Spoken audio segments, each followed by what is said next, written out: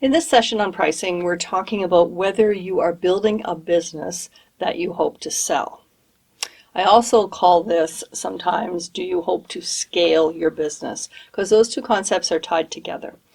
A business that can be sold is one where when the owner walks away, there's still some value to that business. And that's not always the case in a small business. I've got a number of different examples around this. One of them involves one of my clients who's actually a tradesperson, electrician, and he asked me one time, what do you think my business is worth?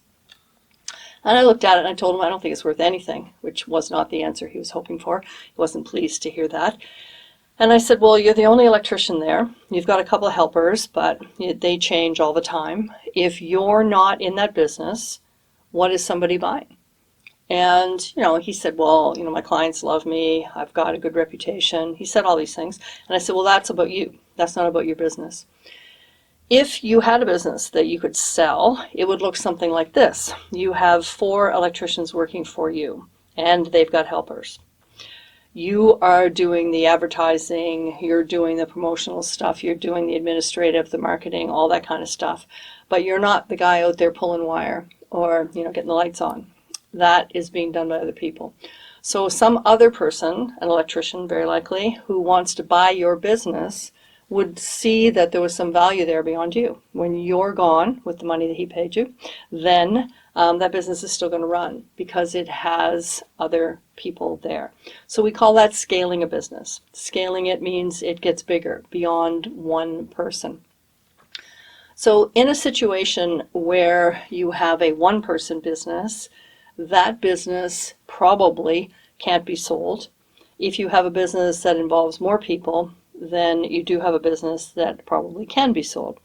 And there's nothing wrong with either scenario. The important thing is for you to understand that which business you have.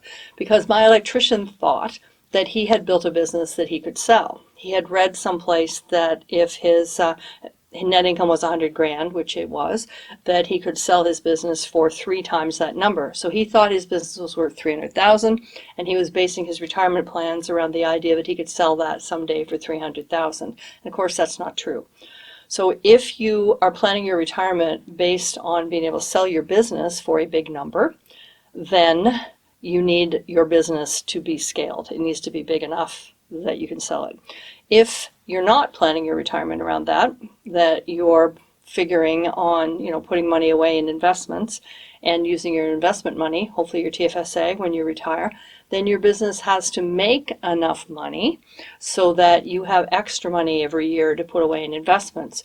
So either way, it's important that you have a business that is profitable, either so you can sell it and keep the money, or you can run it and use the extra money to invest so that at some point you've got some retirement plan.